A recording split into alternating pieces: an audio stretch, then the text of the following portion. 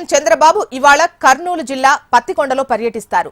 తుగ్గలి మండలం జొన్నగిరిలో ఏర్పాటు చేసిన దేశంలోనే ప్రైవేటు రంగంలో అతిపెద్ద గోల్డ్ మైనింగ్ ప్రాజెక్టుకు చంద్రబాబు లాంఛనంగా ప్రారంభిస్తారు.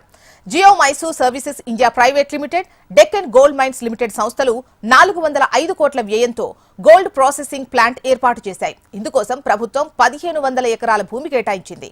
మొదటి దశలో 600 ఎకరాల్లో తవ్వకాలు, ప్రాసెసింగ్ పనులు జరుగుతాయి. ఇప్పటికే ట్రయల్ రన్ విజయవంతంగా పూర్తి చేసుకున్నాయి.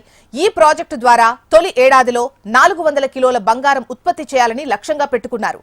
వచ్చే ఏడాది నుంచి ఈ ఉత్పత్తిని 900 క్వింటాలకు, ఆ తర్వాత దశల వారీగా ప్లాంట్ సామర్థ్యాన్ని ఏటా 2 టన్నుల బంగారం వెలికి తీయాలని ప్రణాళికలు సిద్ధం చేసుకున్నారు. ఈ ప్రాజెక్టు ద్వారా ప్రత్యక్షంగా పరోక్షంగా సుమారు 700 మందికి ఉపాధి అవకాశాలు లభిస్తాయి. ఇక ఈ ప్రాజెక్టు కేవలం ఉపాధి కల్పనకే కాకుండా రాష్ట్ర ప్రభుత్వ ఖజానాకు ఆదాయాన్ని అందించనుంది. వెలికి తీసిన బంగారం విలువలో 4% రాయల్టీ రూపంలో రాష్ట్రానికి వస్తుంది.